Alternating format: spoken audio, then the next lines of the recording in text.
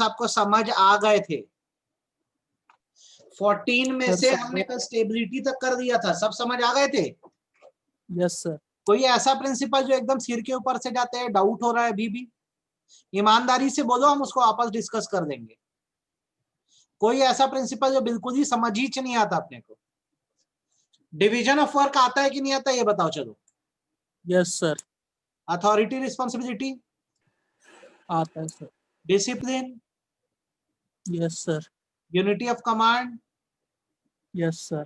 Ager chain yes sir. Unity of direction yes sir. Enumeration, ये कल हमने discuss किया था। सबऑर्डिनेशन यस सर आता है। मैंने क्या बताया था? सबऑर्डिनेशन का मतलब ग्रुप के बेनिफिट के लिए कई बार हमें अपने पर्सनल इंटरेस्ट का सैक्रिफाइस करना होता है, दैट सबऑर्डिनेशन। इक्विटी मतलब क्या बताया हूं? इक्वालिटी, सबको बराबर समझना। एस्पिरिट डी कॉर्प का मतलब स्पिरिट ऑफ कोऑपरेशन होता है कि जब ग्रुप में होते हैं तो कोऑपरेट करके काम करना। Centralisation decentralisation use of power को बताता है कि जब ऑर्गेनाइजेशन छोटी होती है तो सारी पावर हम अपने हाथ में रखते हैं, वो सेंट्रलाइजेशन है। और जब ऑर्गेनाइजेशन बड़ी होती है तो हमें दूसरे लोगों को भी अथॉरिटी देनी होती है, तो उसे डिसेंट्रलाइजेशन बोलते हैं। स्टेबिलिटी का मतलब मैंने आपको कल बताया था कि अगर एक एम्प्लॉय की वर्क पीरियड को फिक्स कर दिया जाए तो सेटिस्फेक्शन से आपके यहाँ वो काम करता रहेगा, इतना कल मैंने आपको बताया था। मुझे आपको आगे बताना था ऑर्डर का प्रिंसिपल। कौन मुझे समझा सकता है ऑर्डर क्या होता है? ऑर्डर का प्रिंसिपल क्या है, बताओ मेरे को। क्या होता है बेटा ऑर्डर का प्रिंसिपल? एनीवन? कोई भी बोलो बेटा। तनीषा बताओ, अखिलेश बताओ, क्या होता है ऑर्डर? सर एक ऑर्डर में काम करना या एक ऑर्डर में किसी भी चीज को जमा के रख देना। Good, very good. ऑर्डर का एक्चुअल में मतलब होता है अरेंजमेंट करना, ठीक है। ऑर्डर का रूल ये कहता है कि in an organisation everything should be arranged, everything should be arranged। Arranged होने का मतलब बेसिकली ये होता है कि जो चीज जहां है वहीं होनी चाहिए। जैसे अगर टूल्स है तो टूल बॉक्स में होना चाहिए, अगर पेन है तो पेन पेन होल्डर में होनी चाहिए। अक्सर हमारी भी आदत होती है पेन को किताब के अंदर दबा के भूल जाते हैं, फिर बाद में पेन ढूंढते रहते हैं। तो ऑर्डर का प्रिंसिपल बोलता है जो चीज जहां की है वहीं रखो। फाइल है तो फोल्डर में होनी चाहिए।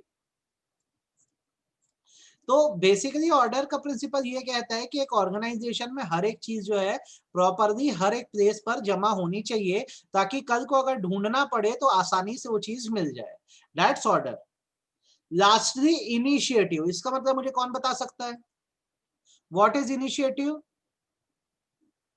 इनिशिएटिव किसको बोलते हैं? वरुणेश, क्या होता है बेटा इनिशिएटिव? सर सर किसी भी चीज को चालू करना, मतलब कोई भी काम चालू करना, उसको इनिशिएटिव लेना बोलते हैं। इनिशिएट करने का मतलब होता है स्टार्ट करना। याद रखना, दुनिया में किसी भी काम का जो सबसे डिफिकल्ट हिस्सा होता है वो होता है उसकी स्टार्टिंग। तो इनिशिएटिव का प्रिंसिपल ये कहता है कि मैनेजर मस्ट स्टार्ट या initiate the work and other shall follow. बाकी लोग क्या करेंगे? फॉलो करेंगे। क्योंकि जब तक मैनेजर काम स्टार्ट नहीं करवाएगा काम स्टार्ट हो ही नहीं पाएगा। ये बात आपको ध्यान रखना होगा, ठीक है। तो अब जैसे ये 14 प्रिंसिपल हमारे डिस्कस हुए तो मैं आपसे क्वेश्चन पूछना चाहूंगा, आप इसका आंसर बताओ क्या होगा। Ajay and Amit work at same level but in different department, they want to communicate in urgency, can they do so? how?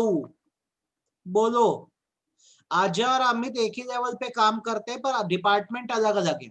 अब ये अर्जेंसी में कम्युनिकेट करना चाहते हैं तो कैसे करेंगे बताओ?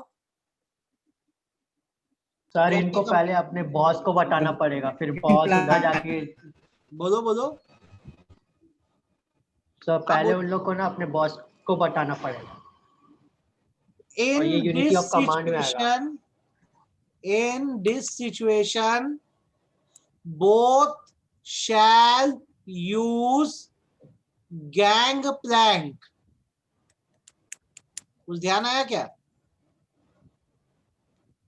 Yes sir, yes sir. Gangplank refers to communication of urgency. Urgency मतलब urgent matter between person at same level. Between person at same level. This is the answer. तो आपको पकड़ना पड़ेगा कि भाई पॉइंट कहना क्या चाहता है। नेक्स्ट क्वेश्चन पूछ रहा हूं, बताओ इसका आंसर क्या होगा। There are 500 employees in the organization. However, there is differences between them due to which targets are not achieved.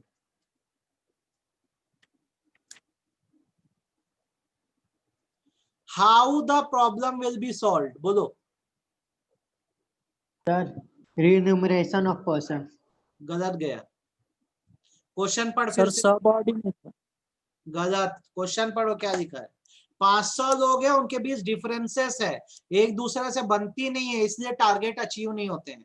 इस प्रॉब्लम को सॉल्व करने के लिए क्या करना चाहिए हमको, बताओ। ये प्रिंसिपल दिखा रहा हूं, बताओ क्या करना चाहिए, बोलो। कौन सा अप्लाई होगा।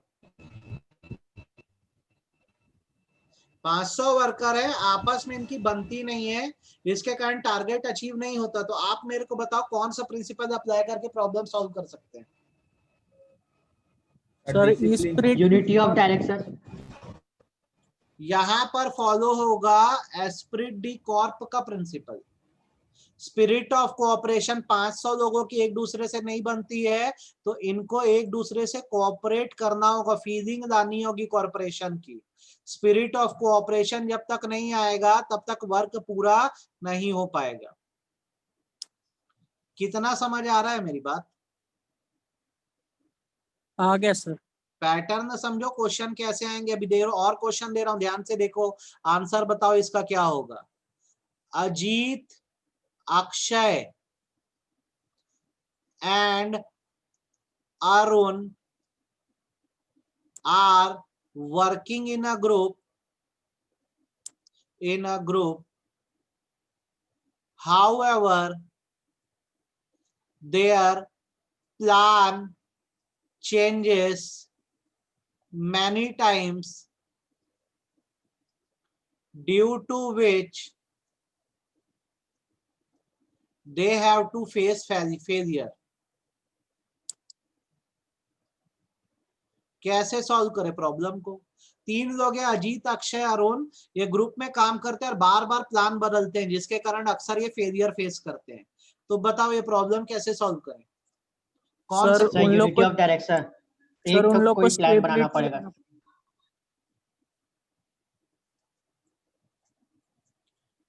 क्या बोलता है यूनिटी ऑफ डायरेक्शन। 1 ग्रुप।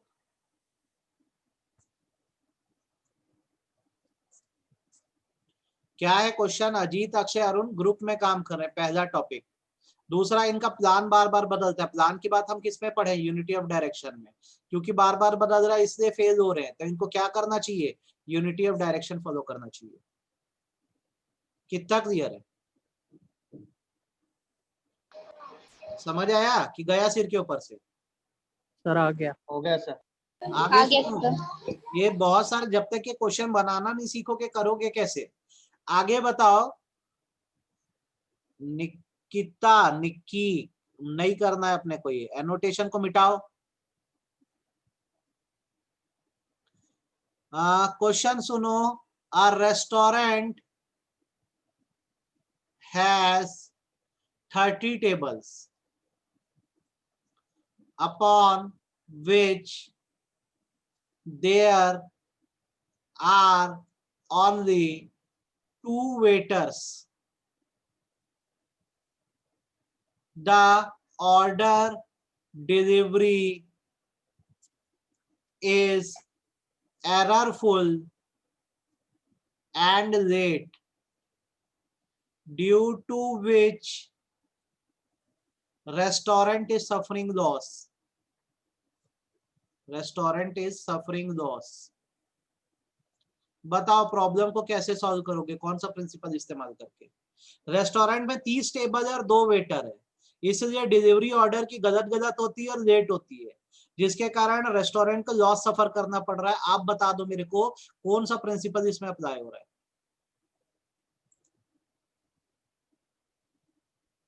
बोलो, सोचो और बोलो, बहुत सोच के बोलना। बताओ क्या यहाँ पे गलत हो रहा है, बताओ बताओ बताओ, बता प्रवीण। Division of work. अच्छा, और बोलो। सरफराज क्या गलत हो रहा है बेटा यहाँ पे। सेजल क्या प्रॉब्लम है, कौन सा प्रिंसिपल फॉलो नहीं कर पा रहे अपन। सर यहाँ पे सर हाँ बोलो ना। सर एक बार रिपीट कीजिए ना, मैं एग्जिट हो गया था। हाँ सर, क्वेश्चन एक बार क्वेश्चन ये है कि एक रेस्टोरेंट में 30 टेबल है और सिर्फ 2 वेटर हैं, ठीक है, जो सबका ऑर्डर देते हैं लेकिन लेट डिलीवरी कर रहे हैं और गलत टेबल पे गलत खाना रख दे रहे हैं, जिसके कारण रेस्टोरेंट को बहुत लॉस हो रहा है। तो बताओ यार क्या फॉलो नहीं हो पा रहा है। Sir unity of command. Very good. Yes sir, unity of command. भाई 30 टेबल है तो एटलीस्ट 15 वेटर तो आपके यहाँ होने ही चाहिए। आप 2 वेटर से बोलोगे तो जहां जहां ऑर्डर देंगे 30 टेबल में तो कंफ्यूज हो जाएंगे ना। तो आपको यूनिटी ऑफ कमांड यहां पर फॉलो करवाना पड़ेगा। समझ आया कि नहीं आया। Yes sir. ठीक, next question. India is in 45th over and requires 80 runs from 30 balls. कोई भी एक क्रिकेटर का नाम बोलो यार। Suresh Raina is at 99 run and due to nervousness he is wasting balls. ठीक है, what should Raina do, which principle he should follow? बोलो, क्वेश्चन समझ आया कि नहीं।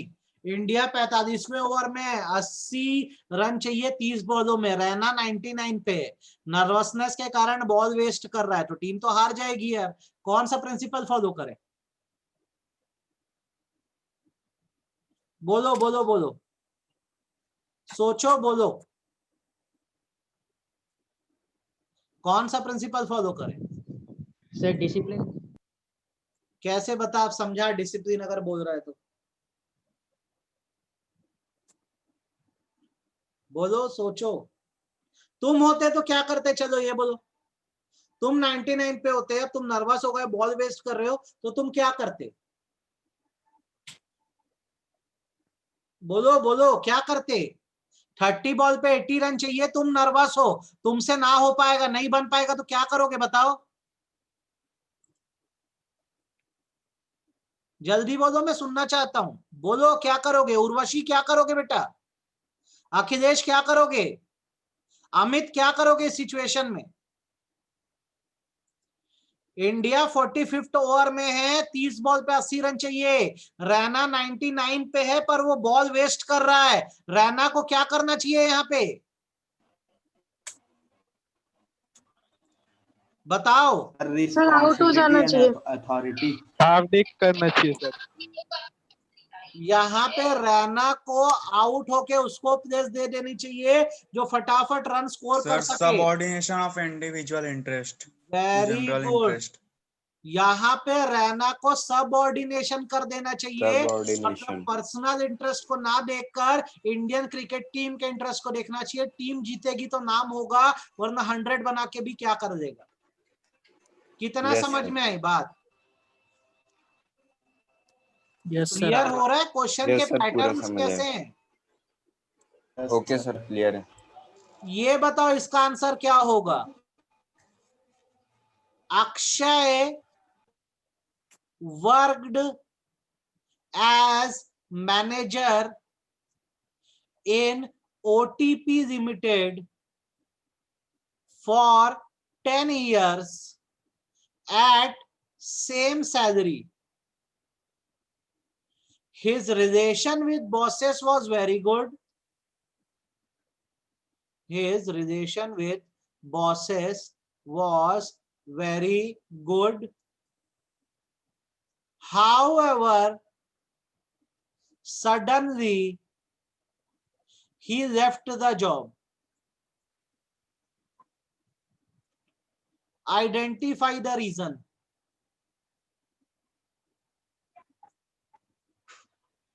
बताओ।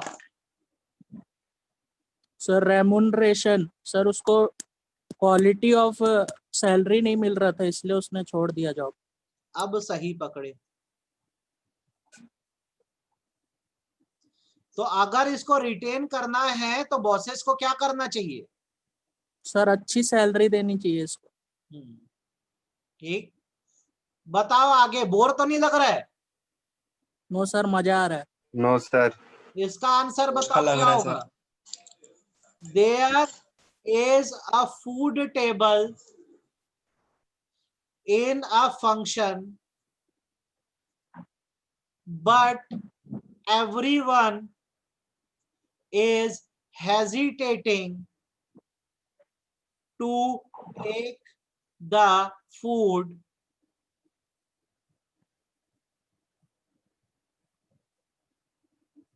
Now the food hour is going to end. What principle should Pratham follow? Sir initiative. कैसे बता? सर कोई इनिशिएट ही नहीं कर रहा है सर। और अगर प्रथम ने कर दिया तो सर सब उसको फॉलो करेंगे। कितना क्लियर है? पूरा क्लियर है sir. Next, Praveen is the student of class 12.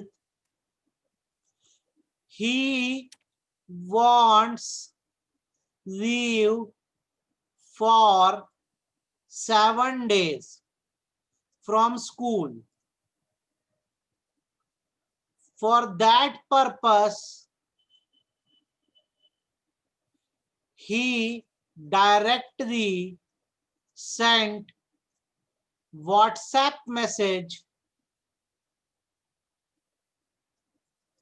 Message is कल से मैं नहीं आ रहा to the director of the school. Is the action correct? No sir. No sir, No, principle sir. Of कौन ऑर्डर। सा प्रिंसिपल फॉलो नहीं हुआ यहाँ पे? No sir. कौन सर सा प्रिंसिपल ऑफ स्केलर थे। Principle of sir scalar change. Sir scalar change. कितना क्लियर? सर पूरा क्लियर है। एक क्वेश्चन और दो, फिर हम लोग टेलर पे आ रहे हैं। मैं मान के चलता हूं आपको कोई भी क्वेश्चन इसमें से आएगा आप कर दोगे। There is always a fear in private sector jobs due to which their efficiency gets affected. How it can be removed? Private sector में हमेशा निकाले जाने का डर होता है, इसलिए हम फुल एफिशिएंसी से काम नहीं करते। तो बताओ इस प्रॉब्लम को कैसे रिमूव करें, बोलो।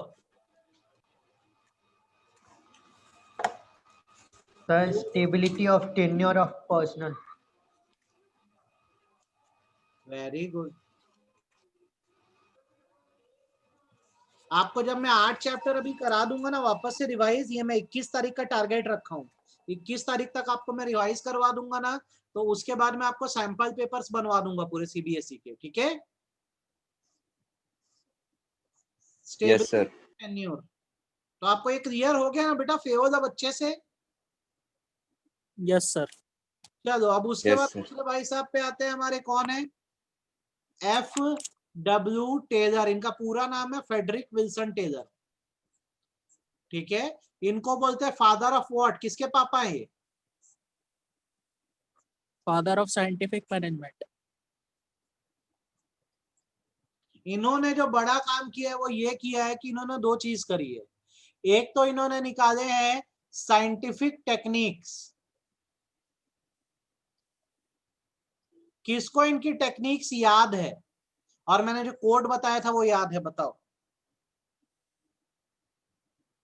अच्छा, टेक्निक होता क्या है, टेक्निक क्या होता है पहले तो ये बताओ। चलो मैं लिख रहा हूं, तरीके। Method which improves efficiency. ऐसे मेथड जो एफिशिएंसी इंप्रूव करते हैं वो टेक्निक्स हैं। टेलर की याद रखना, जो टेक्निक्स हमें पढ़नी होती है उसके लिए मैंने आपको एक कोड दिया था, FWSD। आपको ध्यान आ रहा है क्या? सर हम लोग भूल चुके, बहुत टाइम हो गया है, ऐसा बोलने वाले हो क्या? F का मतलब मैंने आपको बताया है फंक्शनल फोरमैनशिप।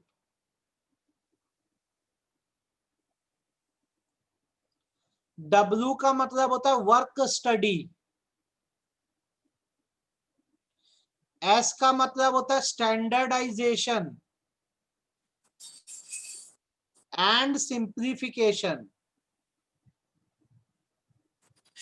और D का मतलब आप बताओ क्या मतलब होगा D का,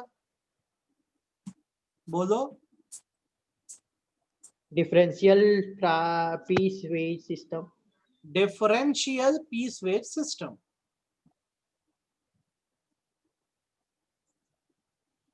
अब आप मेरे को एक बात बताओ, इनमें से कितनों का कंसेप्ट आपका एकदम क्लियर है? चारों में से क्या आपको फंक्शनल फोरमैनशिप एकदम अच्छे से आता है, हाँ या ना? बस बोल दो, बोलो बेटा। No sir. Work study, yes sir. Sir, पता है। Standardisation, yes sir. Differential piece wage. Sir ये एक बार नो समझा दो। सर। शुरू करते हैं फंक्शनल फोरमैनशिप से। फंक्शनल फोरमैनशिप, इसे स्टार्ट करने से पहले जो चीज आपको समझनी होगी वो ये है कि हु इज फोरमैन। फोरमैन को सुपरवाइजर भी कहा जाता है, ये लोअर लेवल मैनेजर है। इनका काम जो होता है बेसिकली ये होता है कि जो वर्कर्स होते हैं उनसे फील्ड पे वर्क कराने का काम फोरमैन का होता है। ये वर्कर के जस्ट ऊपर होते हैं, चेक करते हैं कि वर्कर ढंग से काम कर रहे हैं कि नहीं, मतलब प्रोडक्शन करवा के देते हैं। और जब पूरा वर्कर वर्क कर देता है तो उसकी रिपोर्ट बनाकर मिडिल लेवल मैनेजर को देते हैं। तो मतलब इनकी प्रेजेंस जो है वो ऑफिस में भी होनी चाहिए और इनकी प्रेजेंस जो है वो फील्ड में भी होनी चाहिए। अब अगर एक ही इंसान को ये दोनों काम बोला जाए कि तुम फील्ड पे भी जाओ और तुम ऑफिस पे भी जाओ, तो वो 4 दिन में नौकरी छोड़ के भाग जाएगा। सपोज करो आपका ऑफिस रायपुर में है, और आपका जो फील्ड है वो रायगढ़ में है। अब आप मेरे को बताओ, इज इट पॉसिबल कि एक दिन में बंदा इतना अप डाउन कर दे रायपुर रायगढ़? No sir. तो यहां पर बेसिकली टेलर का ये कहना है कि foreman is a very important person, क्योंकि ये वर्करों से वर्क करवा रहा है। और इसका इंपॉर्टेंस ये भी है कि जितने भी ऑफिस में डिटेल जा रहे हैं मिडिल लेवल मैनेजर को फोरमैन ही दे रहा है। तो बेस्ट थिंग आप ये करो कि ये जो फोरमैन है इनको 2 कैटेगरीज में आप बांट दो। एक वो होंगे जो ऑफिसेस में बैठेंगे, इनको हम बोलते हैं प्लानिंग डिपार्टमेंट के लोग। इनको ऑफिस से निकलना ही नहीं, इनका डेस्क जॉब रहता है, ठीक है। इन्हें क्लर्क कहा जाता है, ठीक है। हिंदी में बाबू जो होते हैं ना सरकारी नौकरी में, वो। और जो दूसरा हिस्सा इनको आप बांट के दे सकते हो, जैसे मेरे पास अगर 10 फोरमैन है तो मैं 5 को बोल दूंगा आप ऑफिस में बैठो, मतलब क्लर्क होंगे। और जो बाकी बचे 5 हैं मैं उनको डाल दूंगा प्रोडक्शन डिपार्टमेंट में कि आप वर्करों से क्या करवाओ, प्रोडक्शन करवाओ। तो इनको हम टर्म दे देते हैं बॉस। तो फंक्शनल फोरमैनशिप ये कहता है कि आपके यहाँ जितने भी ज्यादा फोरमैन होंगे आप उनको कैटेगरीज में बांट दो। जो ऑफिस में बैठेंगे वो प्लानिंग डिपार्टमेंट में आएंगे और उनको क्लर्क बोला जाएगा, और जो फील्ड पे वर्करों से काम कराएंगे वो प्रोडक्शन डिपार्टमेंट पे आएंगे और उनको बॉस बोला जाएगा। आप पहले बताओ, आपको मेरी कही गई इतनी बात समझ में आई कि नहीं? यस सर, आ गई। जैसे आपको मैं इसका एग्जाम्पल दूं, Yes, अगर sir. एकदम प्रॉपर एग्जाम्पल, तो पुलिस स्टेशन से जो होते हैं ना बेटा, वहां पर क्या होता है, कुछ पुलिस वाले जो होते हैं उनको कहाँ स्टेशन में ही बैठना होता है, जो क्या करते हैं रिकॉर्ड मेंटेन करने का काम करते हैं। और बाकी पुलिस वाले कहाँ पर होते हैं? फील्ड में होते हैं, खासकर क्राइम ब्रांच वाले जो गाड़ी में घूमते रहते हैं। तो ये आप देखोगे तो इनके वर्क को बांट दिया गया। और क्या एग्जांपल हम ले सकते हैं? रेलवेज, जो टीटी होते हैं आधे बैठते हैं ऑफिस में और आधे ट्रेन्स में घूमते हैं। आपको समझ आया कि नहीं आया कंसेप्ट? Yes sir. आ गया। तो अब जैसे फोरमैन को 2 हिस्सों में बांट दिया गया, कुछ ऑफिस में बैठेंगे वो क्लर्क कहलाएंगे, और कुछ फील्ड पे होंगे जो बॉस होंगे। तो क्लर्क जो होते हैं बेटा वो 4 तरह के होते हैं। सबसे पहला जो होता है उसको बोलते हैं रूट क्लर्क। दूसरा जो होता है उसको बोलते हैं इंस्ट्रक्शन कार्ड क्लर्क। तीसरा जो होता है वो कहलाता है टाइम एंड कॉस्ट क्लर्क। और चौथा जो होता है वो होता है डिसिप्लिनेरियन। रूट क्लर्क अगर मैं बोलूं तो कौन है, तो who gives sequence of work, जो एक चार्ट बनाता है और बताता है कि काम कैसे करना है, उसे हम बोलते हैं रूट क्लर्क। रूट मतलब होता है सीक्वेंस बताना, डायरेक्शन देना। तो जो वर्क का सीक्वेंस बताता है, स्टेप 1 स्टेप 2 स्टेप 3 कैसे काम होगा, वो उसको रूट क्लर्क बोलते हैं। इसका काम करना काम नहीं है, इसका काम सिर्फ सीक्वेंस बताना है, चार्ट बना के ब्लूप्रिंट बना के दे देता है कि काम ऐसा ऐसा होगा। इंस्ट्रक्शन कार्ड क्लर्क कौन है? Who gives safety instructions. Safety instructions का मतलब बेसिकली होता है कि बताता है कि जब आप कोई मशीन का इस्तेमाल कर रहे हैं तो क्या सेफ्टी गियर आपको पहनने चाहिए और क्या क्या सेफ्टी मेजर लेने चाहिए। टाइम एंड कॉस्ट क्लर्क वो है who determines the time, who determines the required time and cost.